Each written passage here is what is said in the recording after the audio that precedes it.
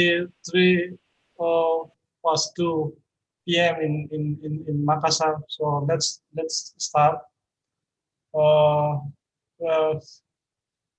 firstly, I would like to thank you very much for Professor Sozo Inoue for providing his time to give a talk in this webinar, and also for Nurse Mulyono. So the plan is as follows. Firstly, I will give a preliminary speech about the plan of our webinar today. So the first talk will be given by Nurse Musmuliana, will describing about uh,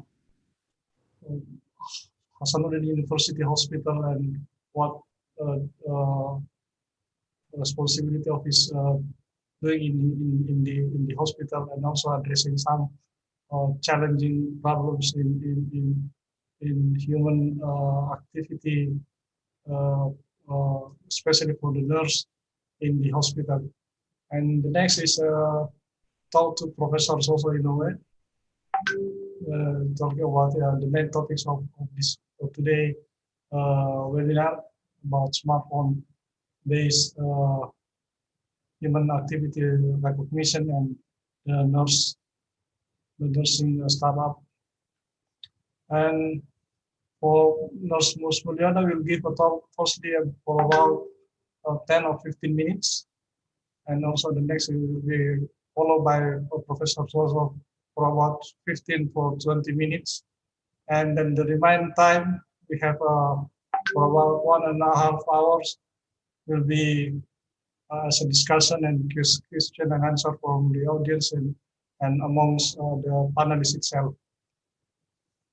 Okay, let's start firstly for Nurse Musmuliana. The time is yours. Okay, thank you. Okay, I share my screen.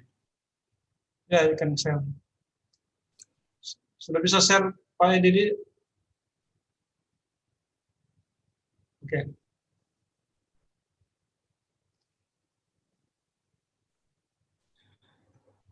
Okay.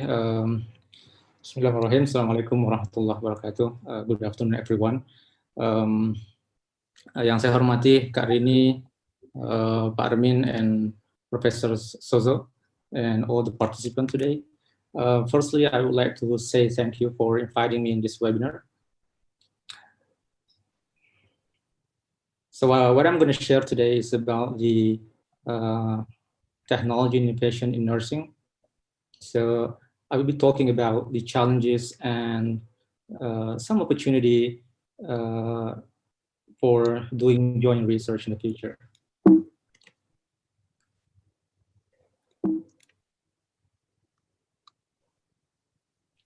A little bit background about the hospital that I am working at. So Hasanuddin University Hospital is a teaching hospital or academic hospital under the Ministry of Education and Culture. So currently there are 24 teaching hospitals under this ministry, and it's been around 10 years since we first opened up our service to public. We started it in 2010. So we look at the map here. We are at the Hasanuddin University complex, and we are also neighbors with one of the largest hospitals. I think the largest hospital in South Sulawesi province, Wahidin Sudirohusodo Hospital. And if you look at here, currently we have 3 main buildings, actually 5, yeah. A building, B and C building, E and F building. D building is not here yet. Okay. A building is A building is focusing on is the center for eye surface, and also the Center for Research and Fertility. EF building is the Center for Cancer, and BC building is the Center for Trauma. So as stated in our vision and mission, we can see that our three main focus are research, education, and healthcare service. So what we're gonna do is, what we are focusing on is integrating education, research, and health service based on the latest technology and the needs of our society. And if we look at our culture here, so there are 7 culture, and one of them is that we push our staff to actively making innovation. So regarding the innovation that we've done so far, we've created, actually this is really simple. It's a mobile app helping us to manage the registration of the outpatient care, and also to help us to manage the home care services that we provide. And for the web-based app, we've created, we call it Nurse Portal. So this portal is a human resource management portal that helps us manage the nurses that we have in a hospital. Currently, we have around, I think more than around 210 nurses so far. And also we've created a paperless correspondence system. And for, when we talk about the EMR, electronic medical record, now we've had an EMR provided by the external provider. The EMR that we have, I think it's not only at our hospital. I think in general, this is the current situation that we have now in terms of the implementation of EMR. I think most hospitals in Indonesia, the situation is we are around these 4 stages from 0 to 3. And even some hospitals, they might have not started it yet. For our hospital, we are now building our new EMR. We have contracted with 1 new provider, and we're gonna go to stage 2 and 3. Currently, we are between 1 and 2. So what are the IT problems that we currently have? Actually, we have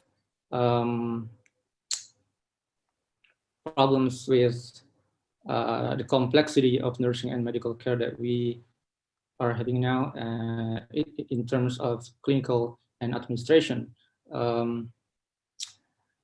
At the clinical stage, we have challenges. We don't call it problem. We have challenges in the documentation because most of our staff are not getting used to the computerized documentation system, and also we have problem measuring the workload.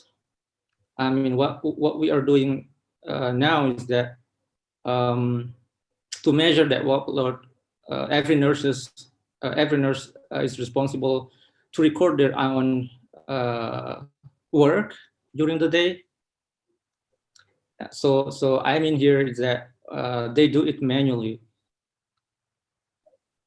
And for the patient, one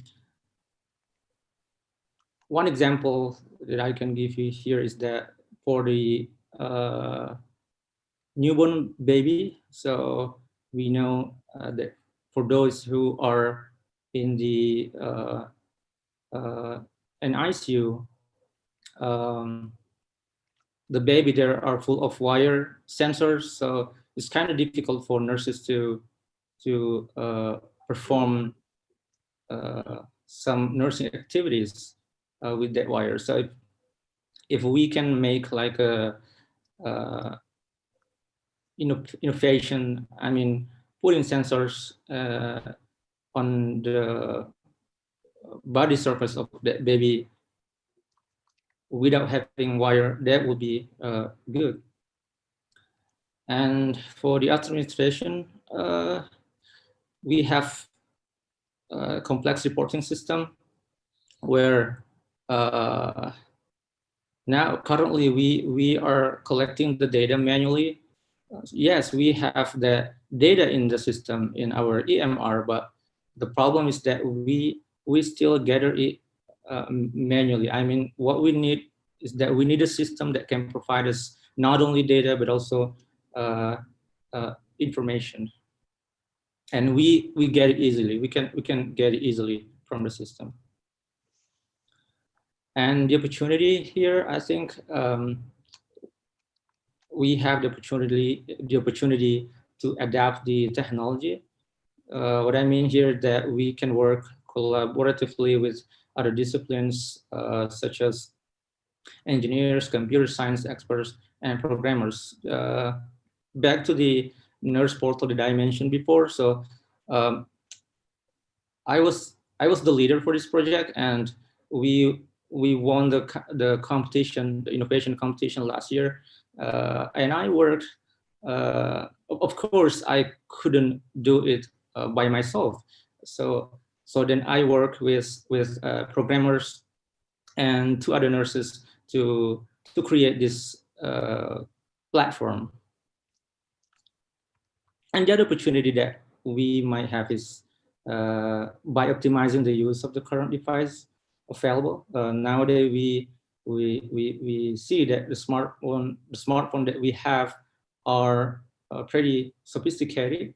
So with only one device, we can do a lot of things because there's a bunch of sensors over there. Smartphones now they have GPS, microphones, cameras, compasses, accelerometers, and I think we can do that to create something to make the work of nurses in the hospital a lot more easier. I think the conclusion is that the mobile devices open up exciting new areas for data mining research and data mining applications. But and we know that we can recognize the simple activities very accurately. But what about the complex activities? I think Professor Sozo will answer this question. Thank you. So basically, with the innovation, we want to simplify things and make them more effective and efficient. Thank you.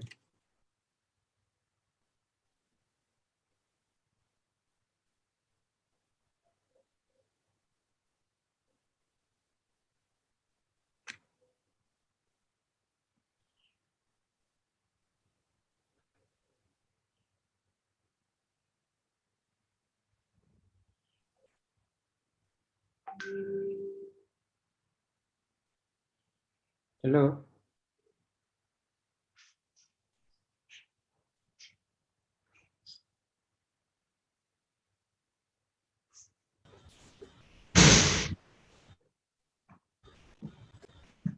Hello. Hello. Sorry, I meant to call it. Okay. Thank you for Nurse Musmuliana. So before we continue to the next, the main talk for today, Professor Sozo. Firstly, I forgot to introduce, give a short bio of Nurse Musmuliana. So just let me kindly describe his short bio. So Nurse Musmuliana is the operating room nurse manager at the Hasanuddin University Hospital from 2012. And he was sabbatical on leave for continuing his master's degree in the field of Public Health Policy and Administration at the Ilson S. Floyd College of Medicine, Washington State University, Spokane, Washington State, US from 2017 to 2019. And after his master's degree is completed, he returned back again to the position as operating room nurse manager from 2019 until now. He received Bachelor of Science in Nursing in 2009 and Professional Nurse in 2010, both from Faculty of Medicine, Hasanuddin University of Indonesia. His professional nurse career started as an emergency nurse in the emergency department at the Hasanuddin University Hospital in 2010, and then as an operating room nurse in the operating theater department in 2011, and now as the operating room nurse manager from 2012. He was also an orthopedics nurse course trainer in the Indonesian Orthopedics and Trauma Nurses Association, IPOTI, and perioperative nursing course trainer in the Indonesian Operating Room Nurses Association, HIPKABI, of South Sulawesi region, both from 2012 to 2017. He is also a guest lecturer in the Faculty of Nursing, Hasanuddin University from 2019 for up to now, and nursing student preceptor, perioperative nursing subject since 2012. He is a member of the Indonesian Orthopedics and Trauma Nurses Association, Indonesia Operating Room Nurses Association, the Indonesian Manager Nurse Association, APMI, of South Sulawesi region, the Indonesian National Nurses Association, American Organization of Nurse Executive, and American College of Healthcare Executive. And the next speaker, as the main speaker today, is Professor Sozo. Let me give a brief biography of Professor Sozo. So that he is a full professor in Kyushu Institute of Technology, Japan. His research interests include human activity recognition with smartphones and healthcare application of web pervasive ubiquitous systems. Currently, he is working on verification studies in real field applications and collecting and providing a large-scale open dataset for activity recognition, such as a mobile accelerator dataset with about 35,000 activity data from more than 200 subjects, nurses sensor that combine with 100 patients, sensor data and medical records, and 34 households by sensor data set for 4 months combined with the smart meter data. Inoue has a PhD of engineering from Kyushu University in 2003. After completion of his degree, he was appointed as an assistant professor in the Faculty of Information Science and Electrical Engineering at the Kyushu University, Japan. He then moved to the research department at the Kyushu University Library in 2006. Since 2009, he is appointed as an associate professor in the Faculty of Engineering at Kyushu Institute of Technology, Japan, and moved to Graduate School of Life Science and Systems Engineering at the Kyushu Institute of Technology in 2018, and appointed as a full professor from 2020.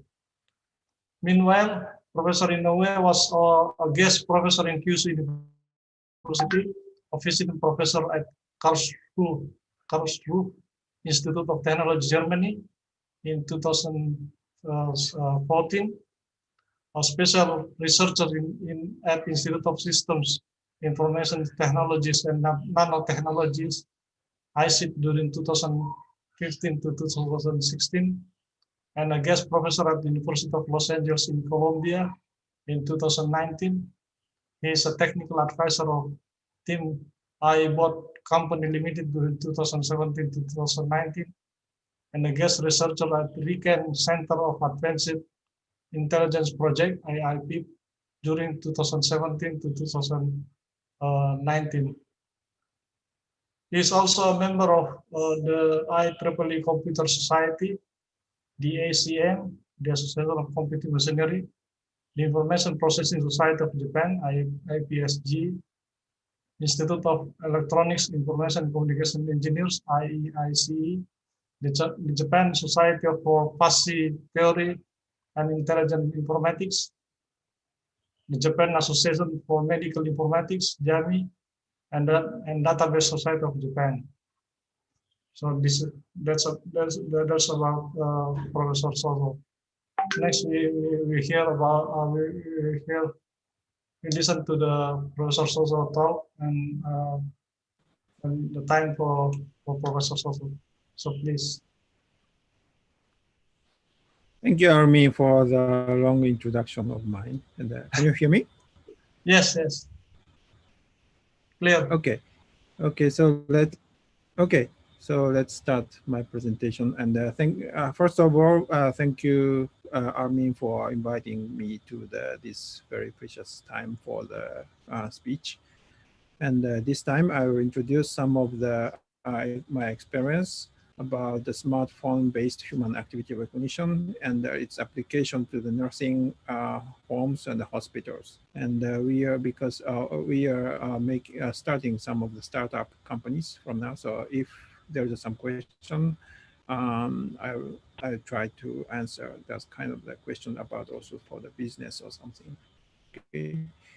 And okay, so I will talk about several things, but because of the limit of the time, I will skip some of the things. But actually, in our lab, we are doing, this is some of the brochure of our lab, but you can see that we are doing IoT and medical nurse care with big data analysis and applying AI to the AI for the society.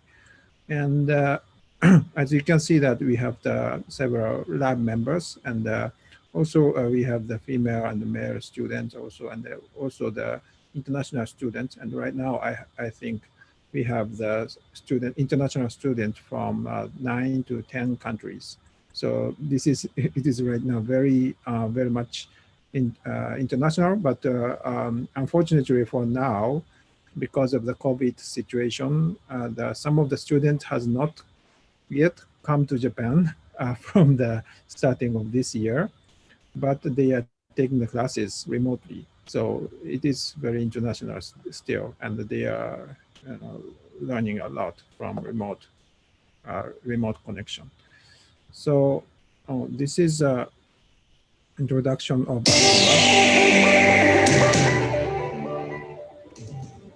but actually that at first we are doing the activity recognition. So we are using the smartphone to recognize the activity of the human. So I will show you it later on in detail. But so we are applying this technology to some of the nursing activities like clothing or cleaning or some of the assisting the elder people. And also we are applying this kind of sensing technology to also improve some of the sensors or the recognition technology using our facilities of sensors, using motion captures or something like that. And also we are trying to do the data mining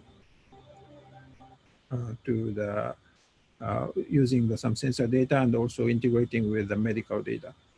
And also we have some of the VR facilities, but we'll skip this. But this is also helpful for the elder people to use it for example, to go to a virtual tour during this COVID situation without going out or something. So right now, actually the elder people in the nursing homes, we have a lot of the nursing homes or the caregiving homes in Japan, but they cannot be going out for now because of this COVID situation. But so they cannot meet with anybody. So this is very problematic. But we can provide some of the VR technology or the remote online system to do some meeting with their families or something like that. So let's go to our technology. And human activity recognition is technology to recognize the human activity with the smartphone sensors or some of the environmental sensors. So this is some of the demos, but if you have smartphone on the chest or some of the part of the body, then we can recognize what they are doing, like walking, staying, sitting down, or staying, or sometimes it is misclassifies and take doing the phone call and take and put, so something like that. So this is possible because we have the smartphone nowadays have some 3D accelerometer inside the phone, so which is also the sensor, one of the sensors, and normally it is normally used to detect the direction of the phones. If you see the phones, then you can see the screen rotates based on the gravity of the from the Earth, right? But this is actually some MEMS sensor, which is integrated in some LSI or chips. So we can also use this kind of information also for some of the detecting the activities, and basically this is how to say some of the easy example that you can see is that some of the pedometer that you can count the number of the steps. But more complex activities, such as the nursing activities or some of the more complex activity, can be detected in some of the cases. Of course, this is very, very challenging and very difficult to develop this kind of system, because one of the reason is that the activities of the nurses or somebody is very much how to say, the person dependent. So person to person, even in the same type of activity, or for example, taking the blood pressure or something, measuring the blood pressure or something, then it is very different between the nurses. So we are applying some machine learning technologies, which means that if the recognition is this function f means that if you input the sensor data x, then you can get the activity y, and then from the data x and y, we learn the model f to map from x to y. So this is the procedure of the machine learning, supervised machine learning. But the challenge is that if we have no data, then we cannot do any machine learning. So we are doing some academic activity to collect or develop this algorithm or kind of things. So anyway, okay, so we will start from some application. What we can do if we can do we can utilize some of the sensor data and also combined with machine learning. So the answers are that first we can say three things. So first one is estimation, and the second one is prediction of the future values, and the third one is analysis of the causes. So let me introduce several examples from estimation. So estimation means that in our case, that we do the activity recognition. So because we estimate the activity from the input sensors. So this was one of the experiment we did for 2 years in some hospital, and we asked some nurses to have some mobile sensors, mainly consisting of accelerometers. And we collected several days of activities and also developed the activity recognition algorithms by machine learning. So, and the red one was the popular algorithms, but we could improve the algorithms accuracy to somehow better values. And also using this kind of model, we also predicted the activities, estimated the activities of the 2 years activities of the nurses. Then what we found was that they spent also a lot of time for also recording their activities. Number one was the measuring the blood pressures, and number two was recording the nursing activities. So if we could automate these kind of the activities, then we can reduce the time for nurses of the recording itself. And the second one, I will skip the second, and the third one is, oh, sorry, this, okay, the second application is a prediction, and prediction means that we predict the near future. So in one hospital, also we tried to apply our technology, but at this time we also focused on collecting the medical records from patients, and also we collected, by our technology, we collected the nursing activities from the nurses. But we also used some of the record input by the nurses, what they did this time to collect the ground truth. But anyway, so the important point in this experiment was that we also attached the infrared beacons on each side of the bed in whole floors. And they also had some of the infrared receivers, which means that this is kind of very similar to some TV's remote control or something. But by having this, we can know the position of the nurses at any time, and we can, like this nurse was in near this bed, and if we know the bed position, or sorry, nurse's position at which bed, then we can also link with the medical records.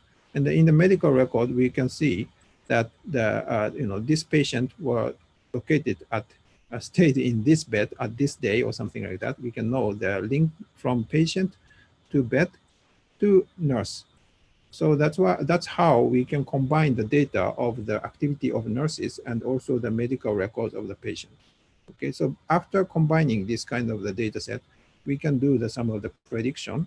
So first example is a prediction of the tomorrow's busyness of nurses on which activities. So we can make some of the forecast report of the workload of the tomorrow or something like that. So we can also reassign the workload, reassign the nurses to reduce or to balance the workload of the nurses. This is the first example. And sorry, the second example, oh, I missed some slides, but the second example is the prediction of the patient from the nursing activities for the few days after their hospitalization. Now, of course, they have some of the, in this hospital, it was an acute disease hospital. So they had some of the operation after 2 days or second days or third days after in hospitalization. And also we could also get the data of the nurses, what they did for the patients. So from this, the 3 days data, we predicted the future of this patient. Then, sorry, I missed the slide right now, but I can show you, I can say we predicted 2 things. First things was the prediction of the if the discharge of this patient becomes longer than normal or not. And the second prediction was to predict if the patient gets better in the ADL level when they are discharged or not. So based on this kind of the prediction, we could also get some 65% and 70 something percent of the accuracy. So which implies that some of the prediction works well in some patient or some cases. So and also the third application of the prediction, or sorry, the data analysis is a causality analysis, which means we also use the same data set as the previous one, but this was introduced in some magazine. But anyway, what we did was, oh sorry, I lost some of the slide here. But what we did was to analyze what was the key factor which affected to the outcome of the patient. Outcome means that if the duration of the in-hospitalization and the ADL level at discharge. And we found, normally we analyze or try to find the key factors to affect this result outcome. But at this time, we are focused on the not important activities, nursing activities that did not affect it to the outcomes.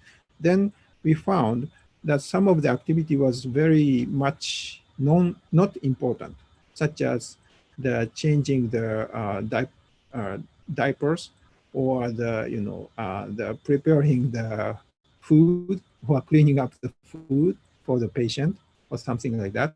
It was done before at that moment by the nurses, but actually it is not actually it's not a nursing activity, direct nursing activity. It is not defined by the nursing activities, but they were doing. But we can alternate this activity, or we can delegate this activity to some of the other assistant or in the hospital or something. Then because we knew that this kind of the activity was, no matter how long or no matter how well they did this kind of the diaper change or something, the outcome does not change, at least for this kind of the outcome. So we could change this, delegate this activity. They could delegate this activity to some other staff. Then they could reduce the workload of the nurses. And in Japan, it is very much problematic about the shortage of the nurses or medical staffs it is called the 2025 years problem. But at this moment, the elder people, the peak of the elder people becomes over 75 years old, which means that statistically, the 75 years old is one of the years of getting more unhealthier than compared with the younger generations. So we are expecting the very much shortage of nursing people, nursing staffs, and also the caregiving staffs in Japan. So this kind of the improvement of the workload or the workflow is very much important in Japan. Okay, so right now we are, sorry, I will skip some of the slides. Right now we are also trying this kind of the system to apply for some of the, not in the hospital, but in the caregiving center, or how to say, nursing center, so to say, which is a residence for elder people. And we also tried the similar system, but I could find, sorry, we found some of the challenges. So I will just introduce some of the challenges. So challenges of both are, let's say, here. Okay, so we have the systems challenge and also the activity recognition challenge.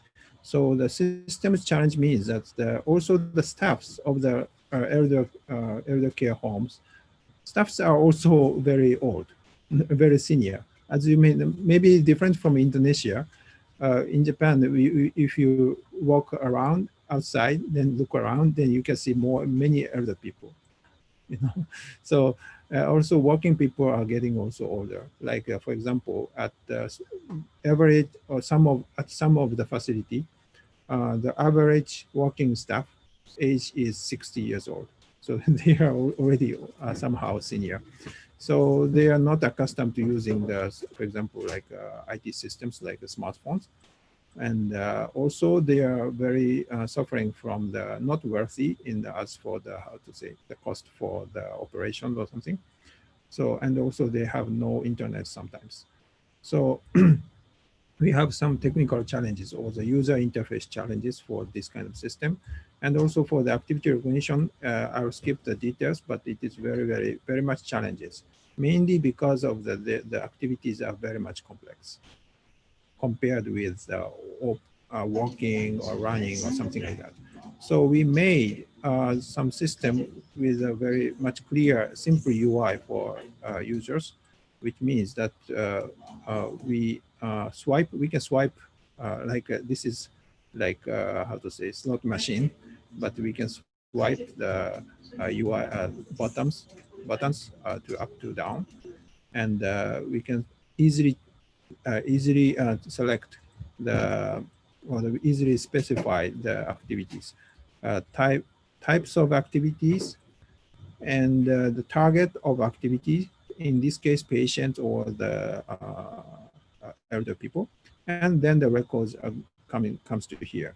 And based on the types of activity, depending on the types of the activity, we can change the forms of the detail input. For example, if you want to input the vital, if you choose the vital, then you can see the vital input form. And if you choose, for example, morning care in the nursing homes, then we can see the morning care input here. So also, and also the integration was very important for with the sensors, because the, in the medical record, the timestamp is not so much important compared with the sensors. Because if you just, for example, if you just have the inaccurate timestamps like 1 second or 2 seconds, that doesn't matter for the medical record, but for the sensors, it matters. So we also added some UI for collect also starting and stopping the activities so that they can collect easily. And it is linked, or in the backend also, it is sensing also the sensor data inside the smartphones. And the backend system is for the cloud systems. And okay, let's see the result. So the result was like this. So by using traditionally they used 57.6 minutes per day per person to record their activities. Sorry, the activities, nursing activities to the residents. And by introducing the IT system, then it was reduced to 34 minutes. And by using the activity recognition plus in addition, then it was reduced to 23.8 minutes on average for the recording time. So in Japan, there are so many millions of people for caregivers and also nurses. So just 11 minutes per day for one staff, but it's in the accumulation of this kind of the improvement will become very big in Japan. Okay, so if there is some of the question, then I will tell more detail, but I will introduce some of the further research topics. Oh, sorry, it is written in Japanese. But right now we are also collaborating with some nursing, nurse call system vendors. And also nurse call systems vendor has also developed some of the smart cleaning system of the hand. So this means just an alcohol bottle to clean the hand, but on top of that one, there's also the sensor and buttons. If you push the bottle, then the signals goes to the smartphone app, and then you can detect that they clean the hand. Oh, it is very rapid, quick to show, but we can see that the button was pushed. So it means that we can receive the signal from the cleaning bottles from the smartphone side. So inside the hospital, without considering the COVID, it is also very important to keep their hand very clean out of those any virus or something. So they want to also track which time or after which activity they clean the hand, or they did not clean the hands. So using our system, they can do some of the detection of the nurses cleaning activity of hands, and also linked with their activities, nursing activities. So some of the nursing activities is very, very effective for the virus. So we have to in the hand after this such kind of activities. So right now we are doing some experiment with some university hospitals in Japan, two Nagoya and the Fukui University hospitals in Japan right now. So I hope that we can show some good result in the near future. Okay, that's all for, sorry. So this is the last slide, but right now we are making the startup company, which is named AutoCare. And this provides also this provides three service categories of services. First one is nurse logging app that we already introduced. And second one is also we are developing the human skills for ITs, for nurses and caregivers, because they don't understand sometimes about the IT skills. And also we are doing some consultation for digital transformation or some data mining or machine learning. Okay, that's it. So thank you very much for your attention. And I'm happy to get some questions or discussions. Thank you. Thank you very much, Professor Sozo, for your presentation. Very interesting presentation. So before going to public here attendees, I would like to give an opportunity firstly to our colleagues from Faculty of Nursing, because in our meeting room there's also joining with us Vice Dean of Academic Affairs from Faculty of Nursing of the Hasan University. So I will give the first chance to give a comments or statements or any the queries to the Professor Sozo regarding what he doing in his research. So saya persilakan Prof. Rini Rahmawati. Saya persilakan. Thank you so much. Bismillahirrahmanirrahim. Assalamualaikum warahmatullahi wabarakatuh. And good afternoon in Indonesia. In Makassar, we are in the afternoon. So we welcome to Professor Sozo. Am I correct to call your name? Sozo. Sozo. Sozo. I'm sorry, Sozo. Both are okay. See, so it's a very interesting research topic. And then it's really urgent in our hospital, actually.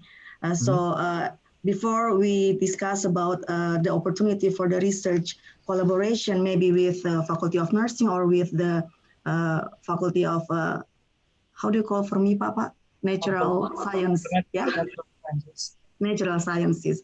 So, actually, my research interest also about nursing management, and also some researchers in our faculty, they also have some research interest, and using two of our researchers, faculty members, also focus on sensor-based application, Dr. Chita and Dr. Saldi. So maybe they are also in this forum now, but they can ask if they have some questions for you later on. So what I try to see now is about the opportunity for us to see and then to make some collaboration. For example, like what you explained before, it's about the nursing activities. So what I knew, not only in our government hospital, but our public hospital, but also in our regional hospitals.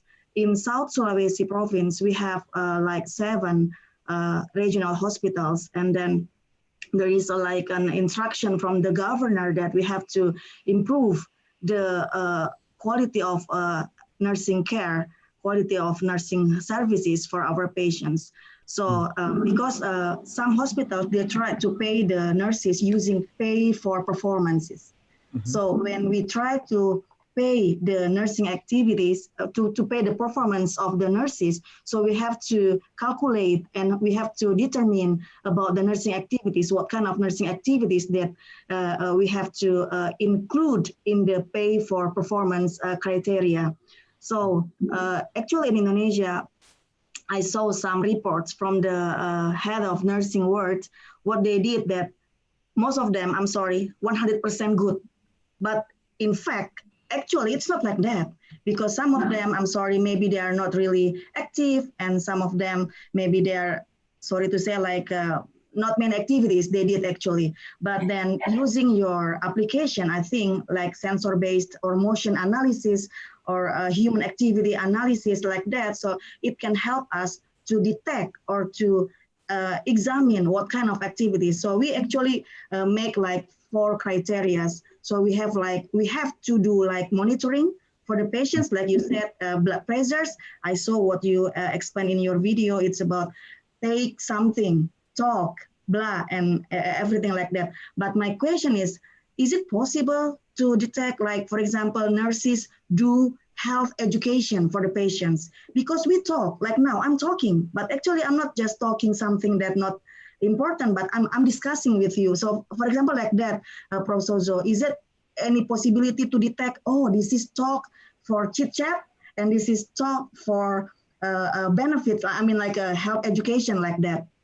And the second one is about the nursing activities, for example, like some directors, when we had the meeting with some directors in the Ministry of Health in South Sulawesi province, they complained about the nursing activities in some regional hospitals. They said like this, because we have 2 types of nurses, government officer and then contract nurses.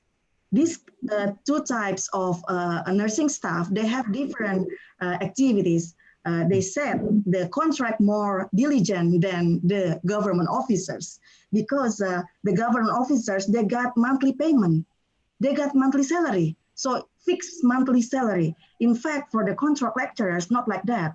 They just have like the amount of money is lower than those who are the government officers. So they said they try to make some research. They mix these nurses, and then they try to see which one is diligent. So for me, it's like, I'm sorry, wasting time, because we cannot monitor every time, every second. But using your application in this kind of hospitals, probably it can monitor. I think this is the best thing to say, that monitor, not detect, because detect seems like we are detective, but we want to monitor whether or not they provide nursing care in an effective way. So we do really need this kind of research collaboration about the nursing activities for the regional hospitals, as well as for the public and teaching hospitals in Makassar city. And then the next one is about the nursing procedures, and then about the safety of the patient. So for the patient safety, for example, I remember when I worked in nursing home in Australia, in Sydney, I found that it's a very good pressure sensing bed. So when the elderly or agitated patient try to move, we don't need to check every time to open the door. Are you okay? Are you okay? But it will give sounds or alarm. And then we, as nurses, we will be like, okay, we ran to that room, and then we check the patients, because we saw that in the monitor, these agitated patients try to escape from the bed, for example. So this kind also research collaboration we really need in our some hospital, but of course based on our needs, because for me now the needs is how to improve the performance, nursing performance, and then also how to improve the quality of care. And using this kind of application, maybe we can start from what we need, because not all we need right now, because of course it needs allocation or maybe budgets that of course it's not cheap. I know that. So there are so many potential research collaboration that we can conduct related to your system and or application. So maybe like what I said, you can explain to us. Maybe there are also nurses here. I know that some our alumni, nursing alumni, also attended this meeting, and there are also nurses in the hospitals. So maybe you can explain to us either whether or not your application can detect the positive activities of nursing. Yeah, because okay, another thing, I'm sorry, I forgot. Our nurses, most of them in the region, they did not necessary activities of nursing. For example, try to move the patients with the bed.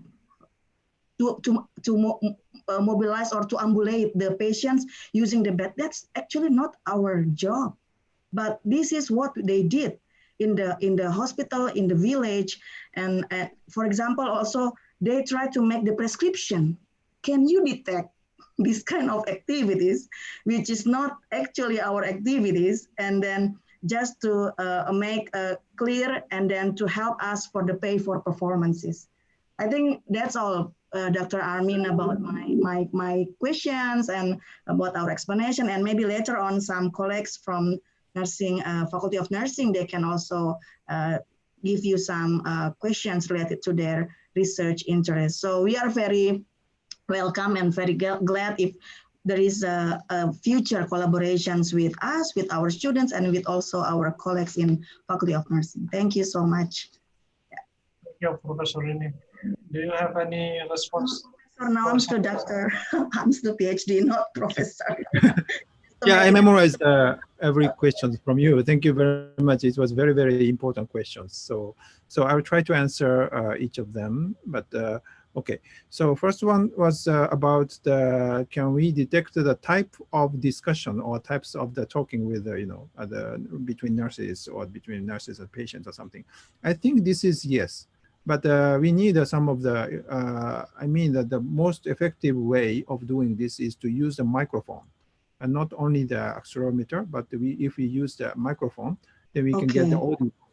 And if we get the audio, we have the several technology. Like firstly, we have the firstly we can apply the voice interval detection, which means from the 24 hours, we can detect which part the nurses or somebody talked or not. And then after extracting this kind of the interval, then we can try to categorize or do the similar way as activity recognition of the detecting the types of the talking or something like that. Then we can detect the type of the talking. So maybe depending on the types of the discussion, then the way of talking might be different. For example, we are talking with some very friendly chatting with somebody, then it is a very happy voice. But if you are doing some serious discussion, then maybe the tense will be different. Tension will be different. So from this, we can detect some of the types of the discussion. But one problem here is that if you use microphone, then it is more how to say battery consumption of the battery is more higher than the other types of the sensors. So we need to take care of the battery of the smartphone or something. But technically, it is possible. It's possible. And And the second question was that about that you said that there are several different types of nurses between the what's that? Government officers and contract. Yes. So I could not get the exact point of the question, but I thought that there was some of the visualization of the nursing activities or the how to say, if we can capture all of the nursing activities, we can how to say visualize the difference or the records of the activities. Then we can see some of the we can make some of the statistics or any graphs or from that. So I think that it is possible to do it. But sorry, I could not get the. No, that's the idea actually. What I want to ask that how to determine this one is diligent and this one is not diligent, and then diligent in the context of nursing activities, of course. I mean, like they provide health education to the patients. They go to the patients not only to give the medicine, but also asking about the condition of the patients, because this is what some patients complain about, how frequent nurses go to their beds to ask about their condition and everything related to the nursing interventions, Professor Sozo. So yeah, like you said, so if it's possible to capture the visualization, so it means that it's possible to do the detection of the activities. I know that some of the hospitals in Japan, I don't know if it is not only in Japan or not, but they are doing some of so-called time study, which means once in several years or sometimes they try to, they decide, okay, this day is for time study. Then the several nurses assigned some role to record somebody else nursing activities by manually. By manually, no manually. thanks, no thanks. It's not so efficient, but they are sometimes doing these kind of things, and try to do the visualization of the activity. Okay. But we're trying to do it automatic. Yes. Okay. So the next question was about the procedures and the safety of the nursing activities and also the patient, right? So yes. So I think that also the introducing some sensors for patient is also very helpful, and such as bed sensors or some of the, for example, the door sensors might help because we can see that you can detect if the patient opened the door or something, or the temperature sensor, humidity sensor is also important, or the light sensor is also sometimes important because we can know if the patients are walking inside the door or inside the room or something like that, especially in the personal room. Yes. And yeah, and plus in addition, we are also, but basically this needs some of the research on the hardware, basically, because we have to introduce some of the hardwares, which is very good. And also, in addition, I would also suggest some of the additional value if we could integrate with some of the data or medical data or something like that. Is that I can introduce some of the example. Once upon a time, we introduced this kind of bed sensors in our nursing homes. We were doing the experiment of the activity recognition in the nursing homes, and we introduced 3 to 5 bed sensors to some patient room, and of course, using that sensors, we can detect the movement or the status of sleeping of the patient or the people. But also, not only that, we can also predict the next day's patient status from the night's status. For example, if they could join the rehabilitation activity or they could join the recreation in the nursing homes. Wow.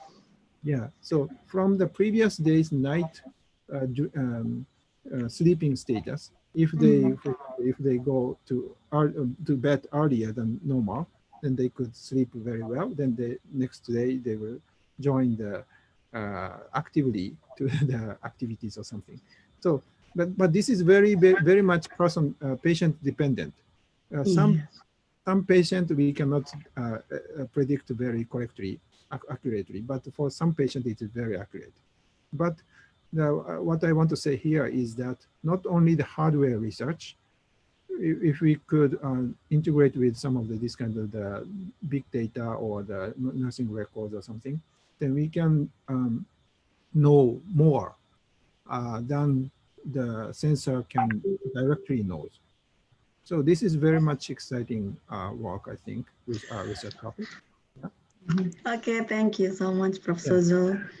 So the last question was, you said about unnecessary nursing activities, Yes. right? Yes, I think that this is also solved by the visualization or some of the analysis. But one of the points that I want to say here is that even in Japan, we have also some of the shortage or some of the missing point in the data analysis. We have the how to say, the national insurance, health insurance for everybody. So the hospital has to be reimbursed from the insurers. So that's why the data or the optimization for this kind of the, how to say, patient side or the hospital operation side is very much advanced, which means that how much cost or which kind of the medical care has been applied is already recorded, and we have the government has a big data already, and we can do some of the analysis. But they don't have any the much data about the nursing activities, which means that for example, in some of the hospitals like the rehabilitation hospital, the nurses' workload is, I guess, the nurses' workloads are very much higher than the other kind of the hospitals, because they have they need to move the patients sometimes, so they need a physical power to efforts to do something like that. True. So I think for example, like the health of nurses or the outcome for the goodness for the nurses, this is not still analyzed, or this is not still how to say considered well compared with the patient status or the hospital's business value or something like that. Yes. So this kind of the research, these can lead to some of the visualizing or knowing about the wellness of the nurses themselves. So I think this is also good. And but lastly, I would say that our algorithm or technology is not 100% accurate. So at least do some of the try and error kind of things. It is not fully automatic, but we can have some of the try which part is effective or which part is not effective or something like that. Thank you very much. Thank you so much, Prof. Sozo, for your explanation. Thank you. Thank you, Dr. Armin. Yeah. Thank you also, Professor Sozo. I just wondered that this is very complicated problems actually, and I never expected before. Maybe from Nurse Musmuliano, do you have any curious about Professor Sozo research and activities? Please. Nurse Musmuliano. Sorry, say it again, please.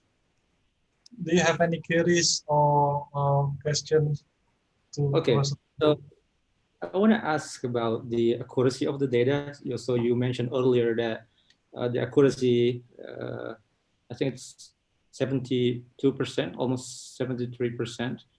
Do you think, what do you think about it? I mean, yes, if you want to record, if you want to capture the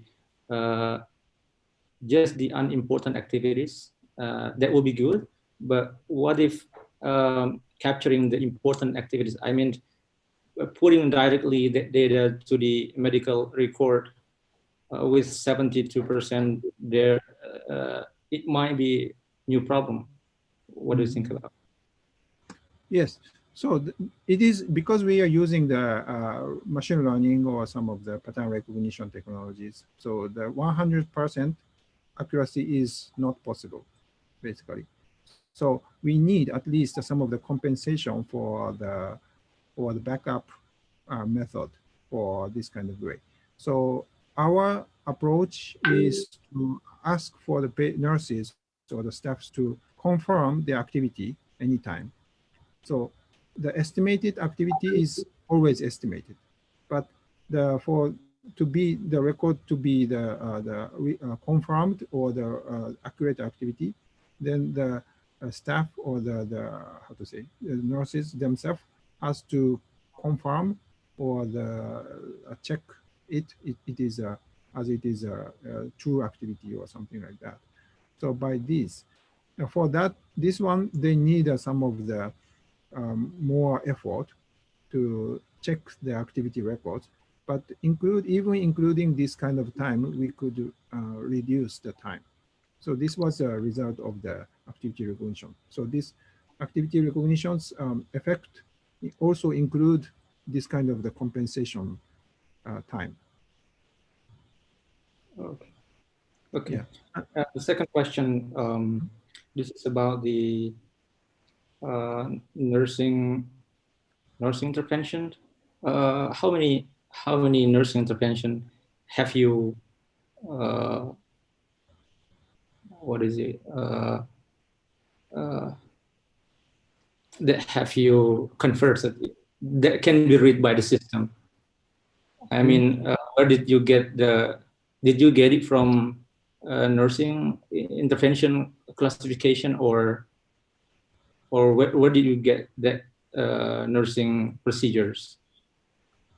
Okay, so the nursing intervention means that the medical record part, right? Yeah. Okay, so medical record was also obtained from the traditional medical, how to say, medical information systems.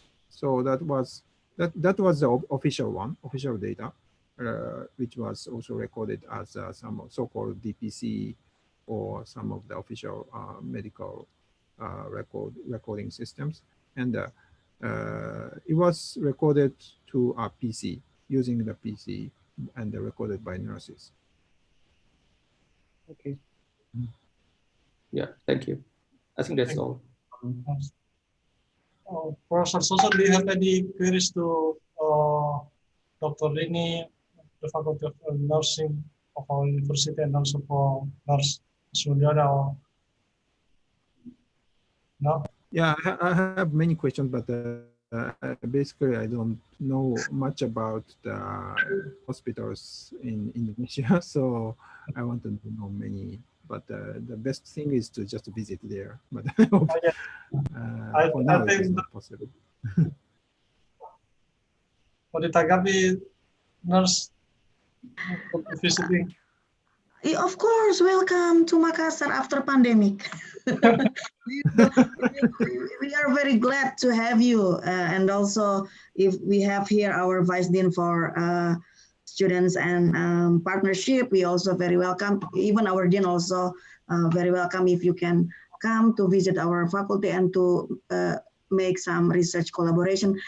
I think even though you don't come to our university now, we can collaborate, we can initiate the meeting with Zoom, and then start to discuss about the potential research between our faculty and your university. I mean, why not? I mean, don't wait until pandemic done, because we don't know when. So just start with the online meeting or Zoom meeting with our faculty. I'll tell to our Dean. Thank you so much, Professor Sozo. Thank you. So right now we are under the COVID situation, but we are still keep ongoing this kind of experiment, and because we can do it by just sending the smartphones to the hospital, then asking some staff to set up somehow, then we can remotely organize this kind of experiment. So wow. So need to go there to install the Great. system. Okay, we will have another meeting, I think, for you and with our research in our Faculty of Nursing, and of course, Dr. Armin. Thank you so much. Okay, thank you. So we are keeping on the 8 months without going to visiting the nursing homes. We are keeping them to using this system. Yeah. Okay. Okay. Remote control. Yeah. Okay, thank you. Actually, Hasanuddin University and Kyushu Institute of Technology has already have a memorandum of understanding of MOU. So maybe I already searched the file that I have. Oh, that's great. And we have actually implemented some agreement with QTE, Unhas and QTE, but only with the Graduate School of Computer Science and Systems Engineering, so not going to not to the Graduate School of Life Science and Systems Engineering. So also, Okay. Yeah. This is the agreement between our rector and our president of the and okay, also we that's have great. also student and staff exchange agreement. And we made because some of our students from the Department of Computer Science would like to make a kind of some course in the Department of Computer Science in Insuka campus. So that's why we signed this, and then we hope also can we extend this MOU with Professor Sozo place. Yeah. So if it is possible to do so, we are very happy to yeah. We're also very happy. We are waiting for it. Thank you. Okay, next, let me give a chance to the other attendees. There are three. There are three attendees who would like to give us some questions here. One from Supriyamir. He's one of our faculty members, a junior lecturer in our department of computer science. So maybe I will unmute his speaker and then we can speak directly to the speakers.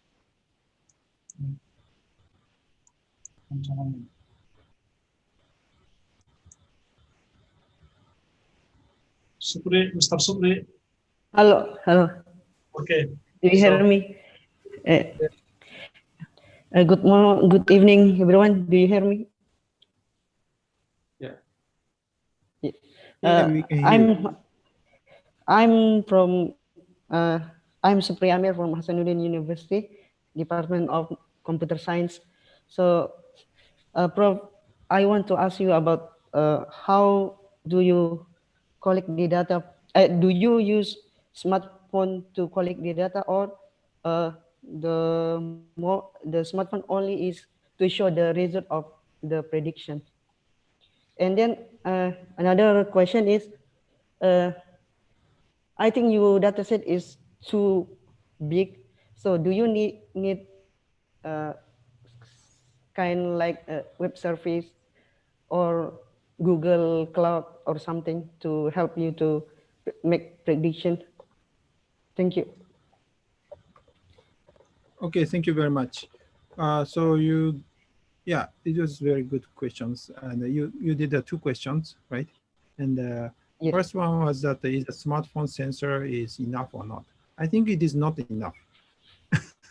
But for the at least you can add, if you want to increase the accuracy, you can add some more sensors, because we are using the machine learning. It is more very generic to any kind of sensors. So if you, for example, if you want to know if you could know the position of the nurses, then it becomes more accurate. For example, if you go to the nurses, for example, if you move the patient from their bed to some of the shower room or something, then it is more informative to detect their activities. So something like this. So you can add some more sensors if you want. But because we are doing the experiment in not how to say, in a limited circumstances. Sometimes we have to do the experiment or deploy the system to even in a very unrich facilities. So the bottom condition to deploy this system is to only use only the smartphones, but you can add some of the sensors.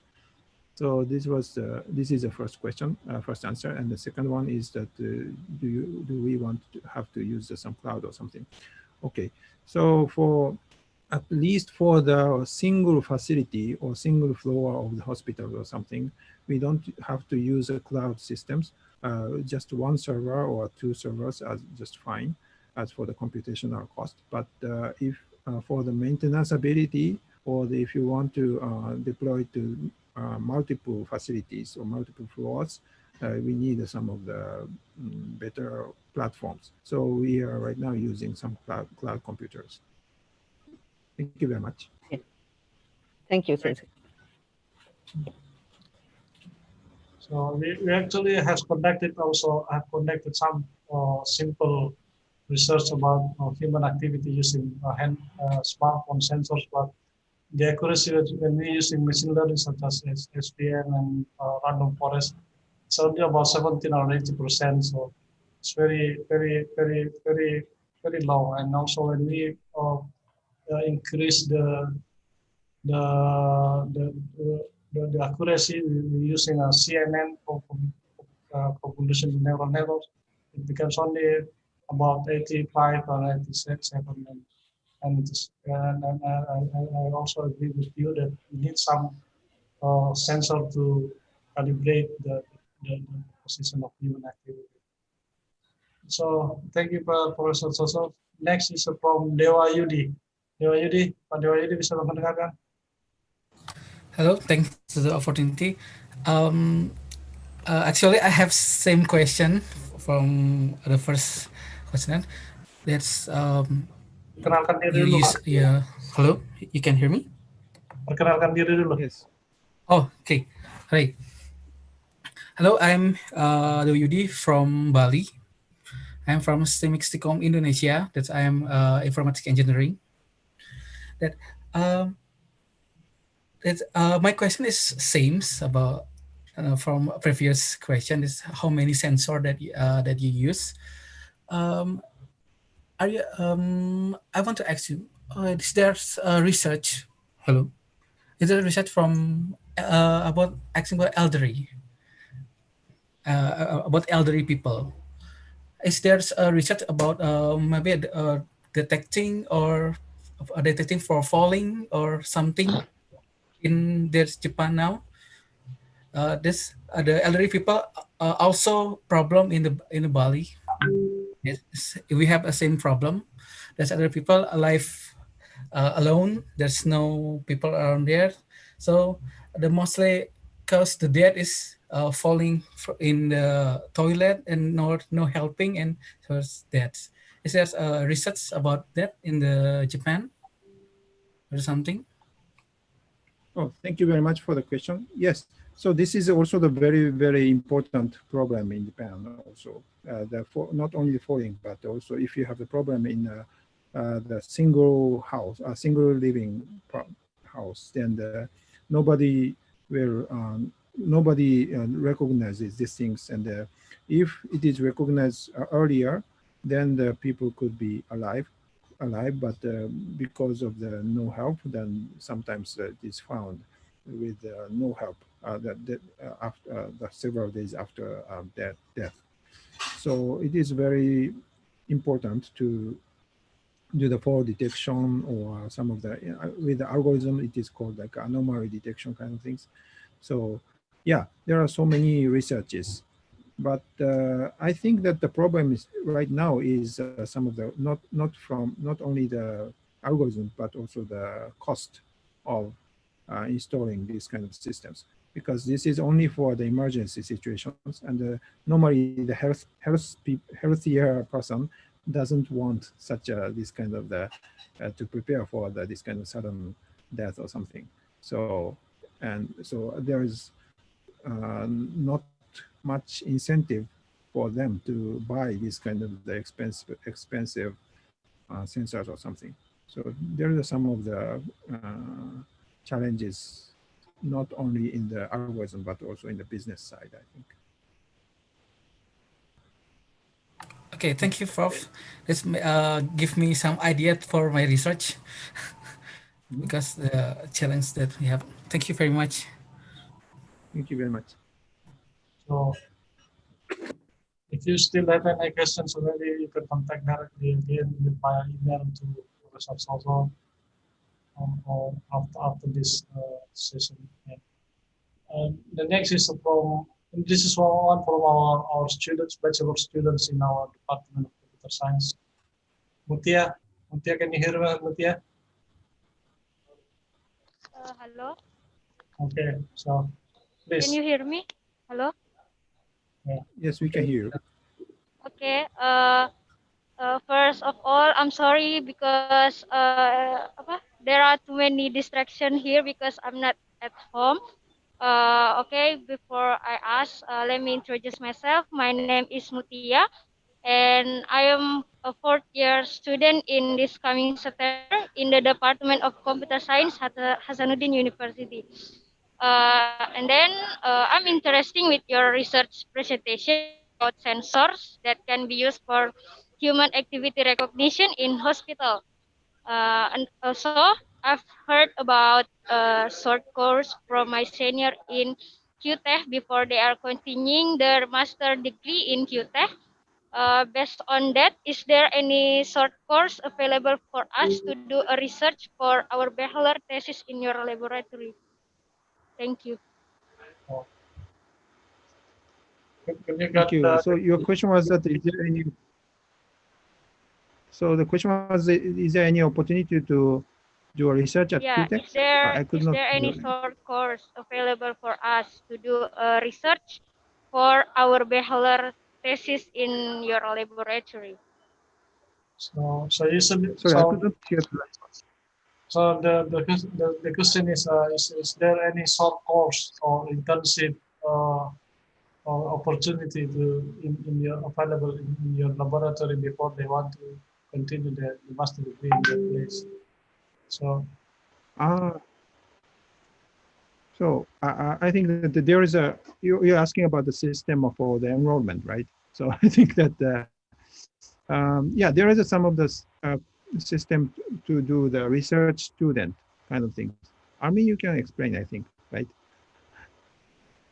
yeah, we usually before in the graduate school of computer science and systems engineering in Izuka campus, before we actually conducting collaborative research by using students from bachelor's degree and master degree from our university, and then they went to they go to the Kyuta Izuka for one and a half months or also for about two weeks to see to discuss with directly to the professor itself, especially with Professor Mario and also with Professor Takaichi Yoshida.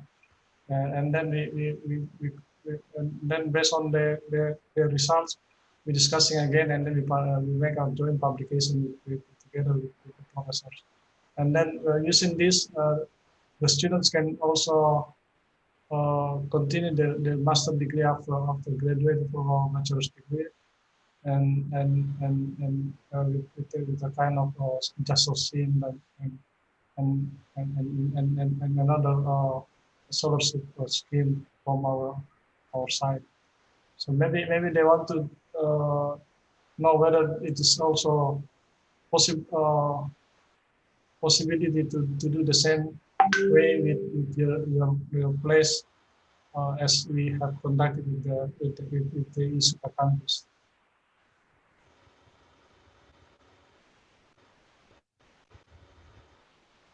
Can you, hello? Hello? Can you hear me, Professor Sozo? Yeah, I can hear you. So sorry, what did you ask me?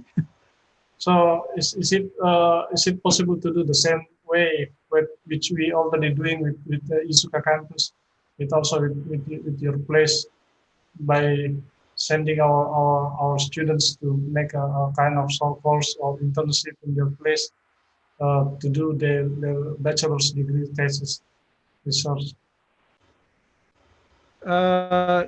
I think yes, yeah. But actually, that I'm belonging to the Wakamatsu campus, which is only a graduate school.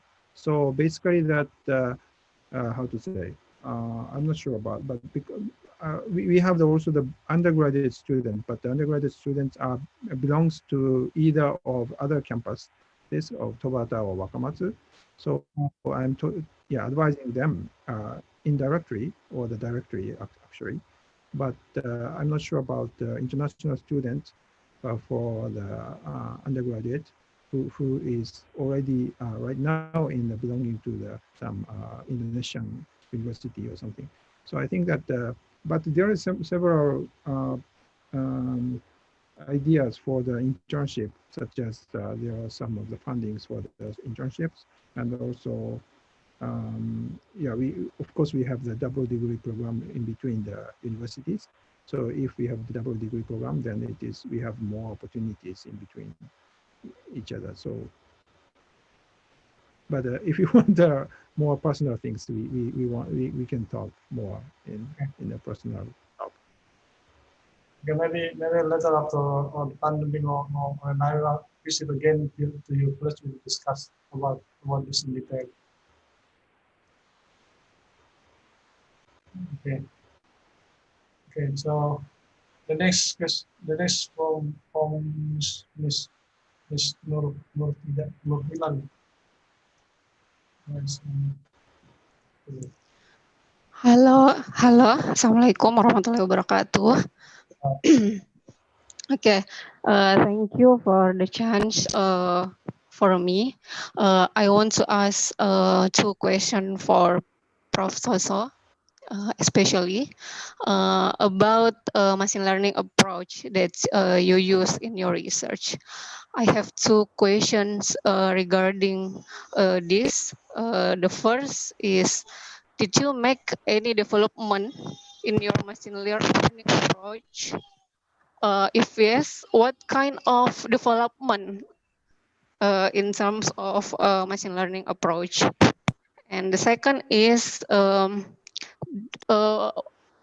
did you have a problem or that can emerge the opportunity of to do development in machine learning approach? If yes, maybe could you explain for us? Yes, it. Okay, thank you very much.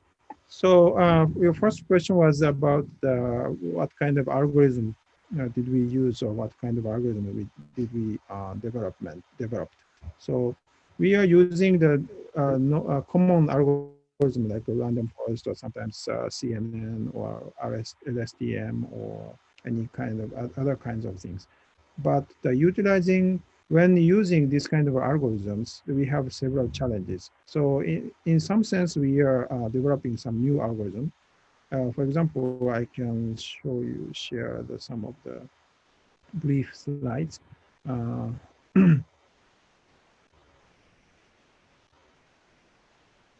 Okay, let me show you something.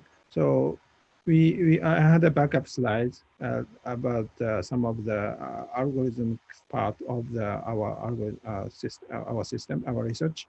And first was that, for example, we have the timestamp program, inaccurate timestamp program of the labels of the training data. So even if we have uncertainty in the timestamps in the labels, then we can apply some estimation technology, which is machine learning. So we enhance some of the existing algorithm of training to also detect the detect the probability of the timestamps, which was first research.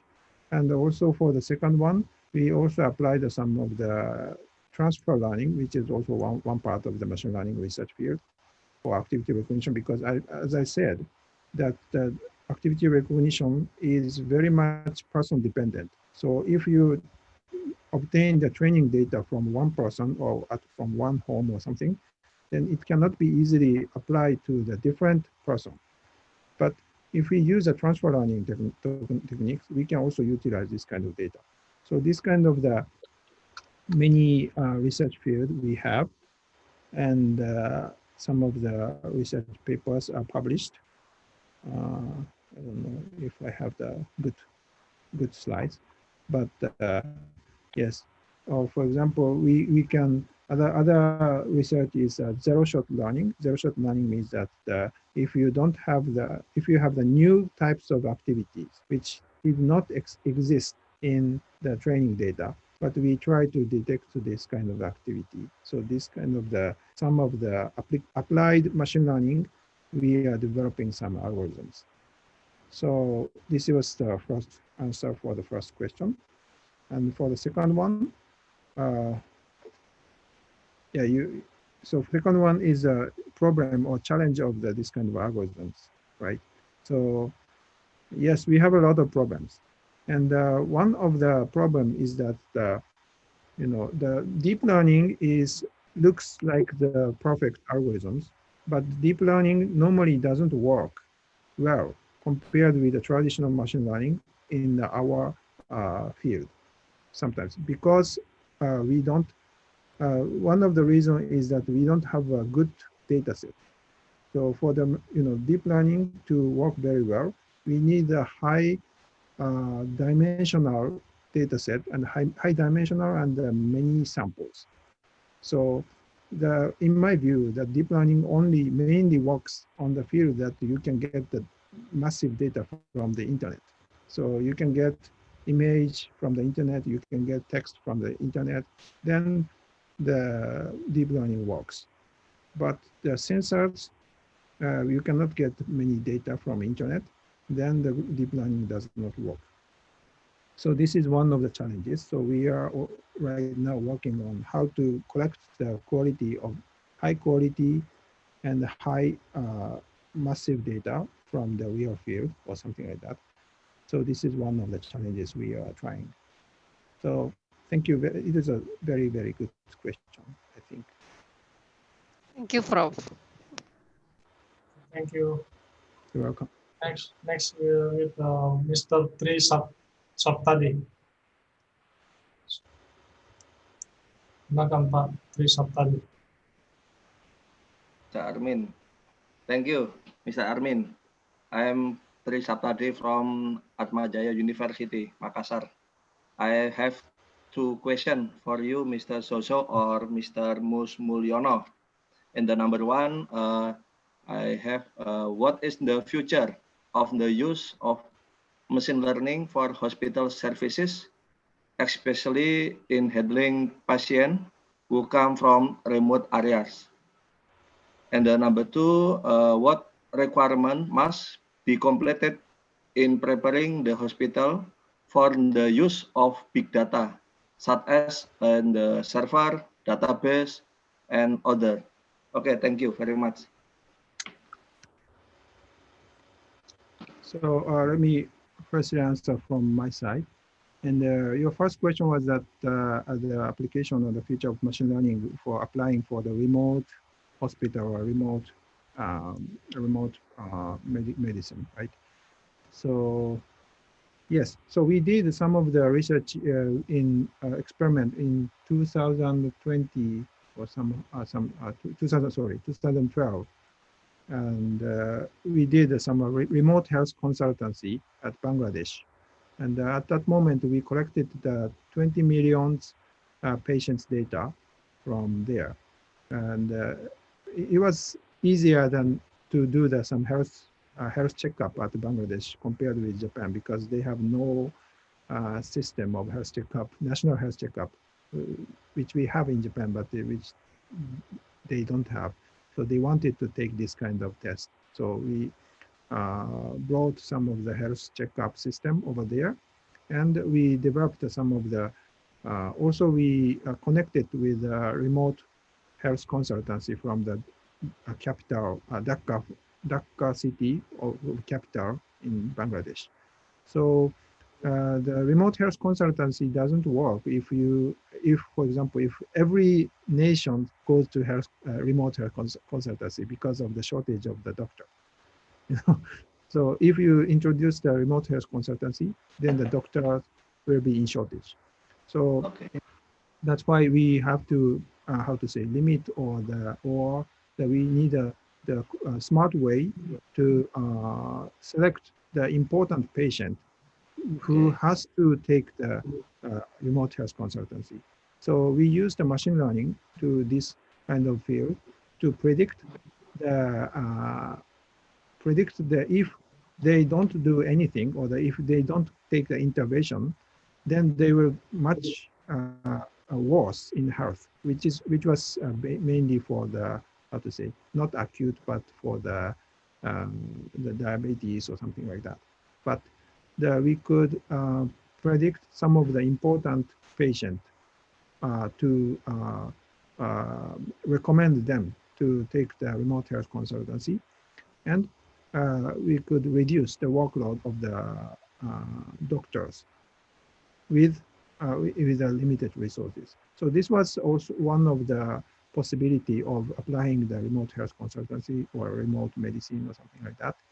So we can apply the machine learning for predicting the future status of the patient. Then based on this kind of prediction, we can take the decision, or we can take some of the recommendation to the patient. So this is one of the ideas, I think. So, and I forgot, sorry, I missed the second question, but what was the second question? Sorry. Requirement, about requirement must be completed in the preparing the hospital for use of big data. Requirement. Requirement. You said System is asking, I think, the Ms. Mulyono, Mr. Mulyono. Oh. About the hardware that we might need during the process.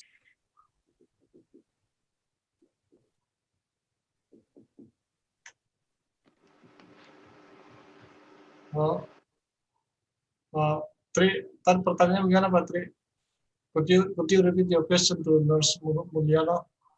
Mr. Mulyono. Yeah. Experience at the hospital.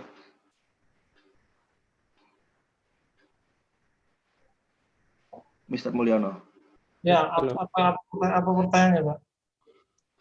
Tentang, okay. Requirement for big data.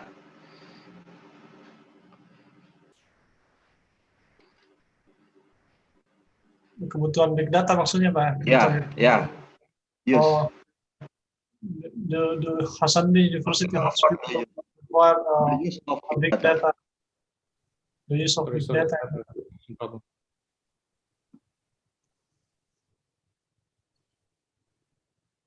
Hello.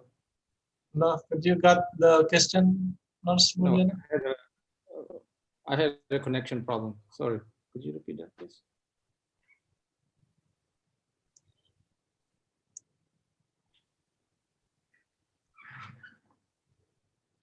Hello. You can hear clear. Okay. I think he said that the requirement for big data in hospital. For big data in your hospital. Yes. Wahidin Hospital. Not Wahidin actually. So I'm working at Hasanuddin University Hospital. So what we need to prepare to prepare ourselves for this innovation, of course, we need a server, great internet connection, of course, and the last one is I think we need programmers to work on this project. Yeah. Okay. Thanks. Okay. Thanks. I think one thing is that we say that recently we have some of the work called DevOps, which means the development of the system as well as operating the system. So which means that we can, in the software can be evolved during operation. So, but if you modify the system, it might have a bug or something. So we need some very smart way of the operation. This kind of operation team has to also get the requirement from the real nurses or real doctors or patients about the requirement. And this requirement should be also integrated to the next development or of the system. So this is called a DevOps in our field. So traditionally we were talking about researching about working on the development, how to develop the system in a good way. But for now, it is also very important to research about operation of the system. And if we also use the machine learning, then this structure becomes more complex because the machine learning part is more ambiguous than the system development, because machine learning is basically a black box, so we cannot know the inside of the algorithms normally. So it is DevOps or MLOps. This is a current keyword of the development and operations. So that was a very good point, I think.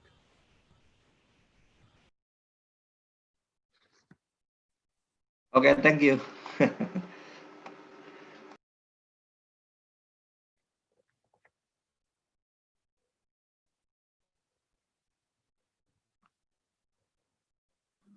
Your microphone, Dr. Armin, it's not unmuted. Okay, sorry, I forgot.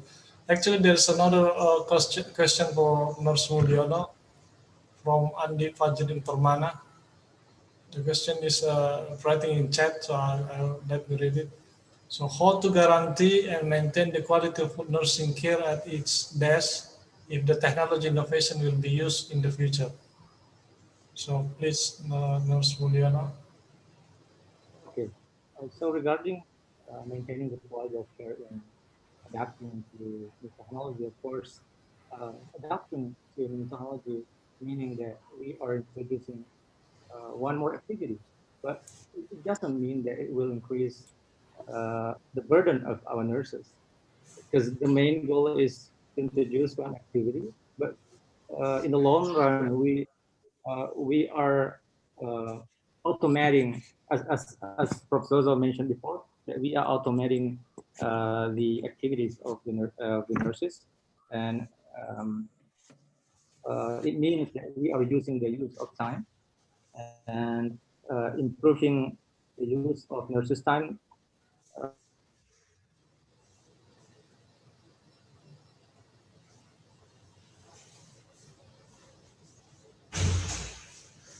Hello? Hello? Yeah, your connection, I think it's. Okay. So in the long run, that this will benefit us because we are reducing the use of our time with uh, unimportant activities, so we can have more time with our patient. I think that's all from me.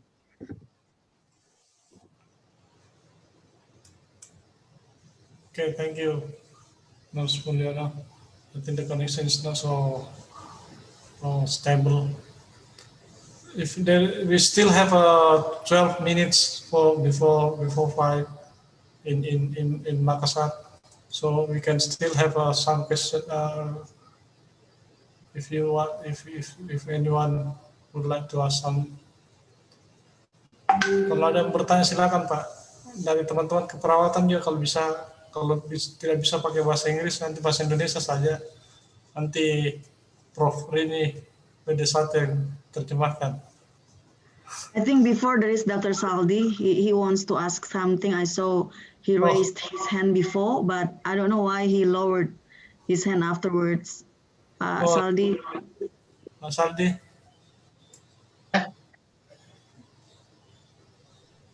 Halo. Halo, tes. Kedengaran Pak. Oke. Assalamualaikum warahmatullahi wabarakatuh. Terima kasih banyak Armin Sensei.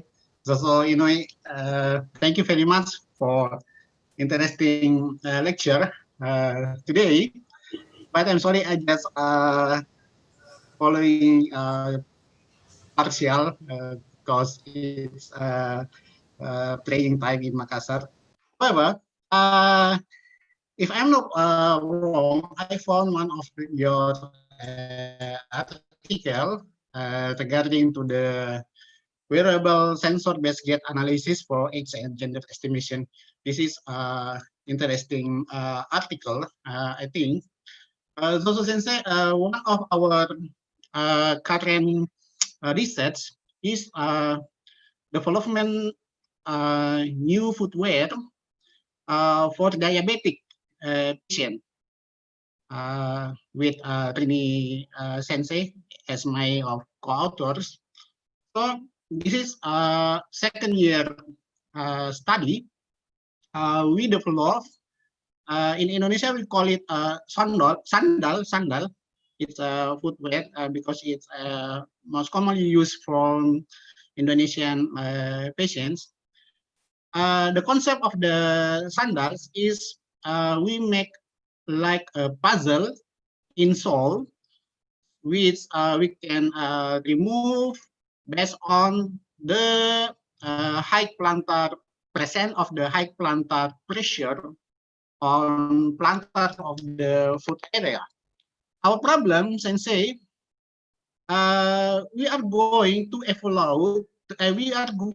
evaluate. The presence of the high pressure on plantar area, and we didn't found any sensor. Maybe you can give us any recommendation, because we need to read real-time pressure, as we know that patient activity. Hello? Lanjut Pak. Okay. As we know that patient activity is very dynamic.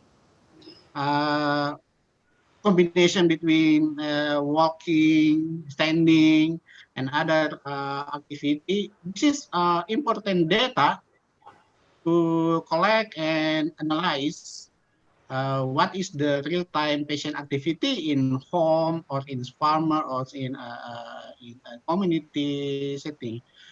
The concept of this, the main concept of this standard is to reduce the high pressure plantar, because this is the main ecological factor for development of diabetic foot ulcers.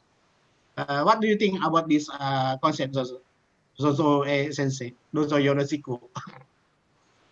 Yeah, thank you for very much. I think it is very great idea, I think. And also the pressure sensor is becoming very much available right now. And but I think that I personally think that this is very similar technology that as the bed sensors. Basically, you can, if you can get some of the position, if we want to get the detect the position of the patient on the bed or something, then you need to get the pressure. Pressure is one of the way to get it. And also not only the pressure data, but also if you want to get the position or the 2D matrix position of the patient, then the things becomes more complex. And there is also the insole sensor, which is in the same mechanism as the bed sensors. Sometimes some of the it is still very expensive, but there is some vendors selling about these kind of things. So considering the application of utilizing this one is very much interesting, I think. Thank you for the idea. Okay, Sensei.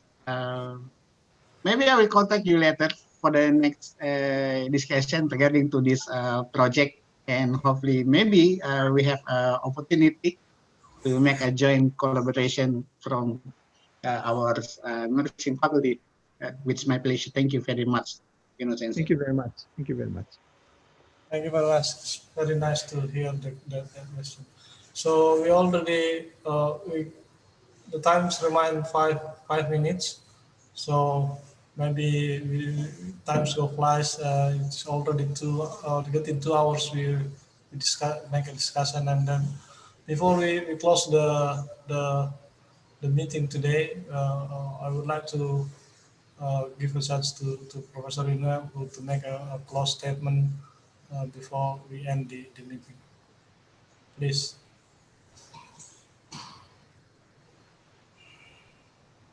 Professor Inoue, Professor Sozo, give a close statement.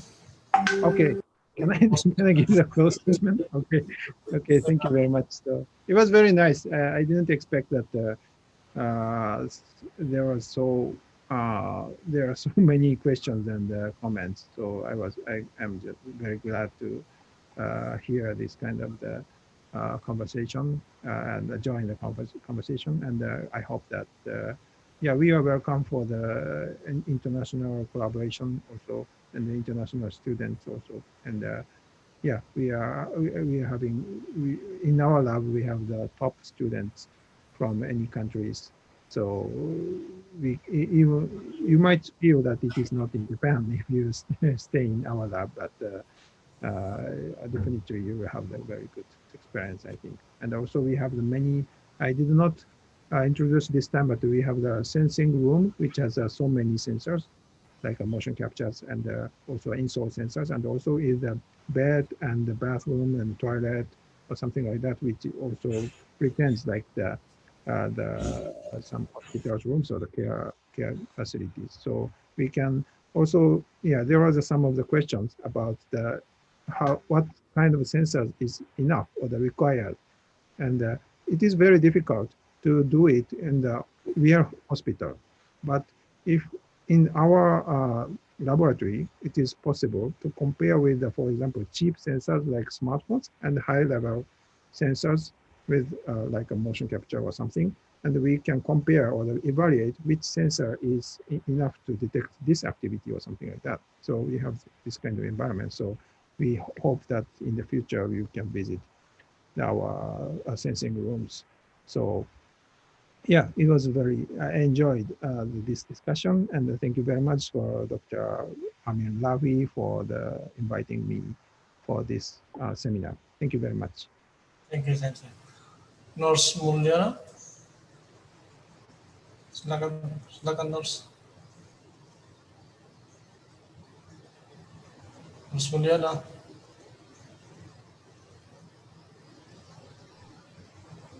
Yeah. Okay, thank you. So basically, we are open for any kind of collaborative work. We can work with in the future. We hope that we can work with Sozo, and also we can work with the computer science of Hasanuddin University to create. I think I hope that we can invent, we can make an innovation to make the complex to simplify the complex things that we are facing in our hospital. Thank you. Thank you, Nurse Mulyana. Vice Dean, Dr. Winnie, please. Thank you so much. So actually, I will not saying about the closing statement because I'm not the speaker. So we just want to invite Prof. Sozo for the next meeting to our faculty, Prof. Sozo. So I would like to ask the email address from Dr. Armin of Prof. Sozo. If you don't mind, we will invite you to talk about the future collaboration, Prof. Sozo. So, for example, like the visiting professors and also for the research collaboration and joint publication that it's really a benefit not only for us, also for QU or QTech University. So that's not closing statement, but invitation. Then our faculty of nursing. Yes, thank you so much, Dr. Armin, for the webinar. This is very useful, very informative, because not only us, probably all the participants, I'm sure that they really got insights from this webinar. So thank you so much for the invitation for all of us to join this webinar. Thank you. Thank you, Dr. Rini. So thank you very much again for Professor Sozo, Nurse Mulyono, and Vice Dean of Faculty of Nursing, Ms. Dr. Rini. And I hope this is will be continue in the near future for our collaborative works together. And then we hope that we can make a kind of a good form to build, to establish the collaboration among us. And I will be saying Alhamdulillah Rabbil Alamin. I close the meeting today. Thank you again. Assalamualaikum warahmatullahi wabarakatuh. Waalaikumsalam. Thank you, Thank you, Sozo. Prof. Sozo. Thank you, Thank you, Dr. thank Armin. you, Prof. Sozo. Thank you very much, everybody. We'll contact you again later Yono, in the next future. Mr. Admin. Oke, makasih banyak, Nurse. Yeah, Dr. Armin, could you? I will chat you to ask the email address of Prof. Sozo. So I will not. I will give you directly to have a next agenda. Thank you so much, all. Thank you. Thank you, Prof. Thank Sozo. you very much. Yeah.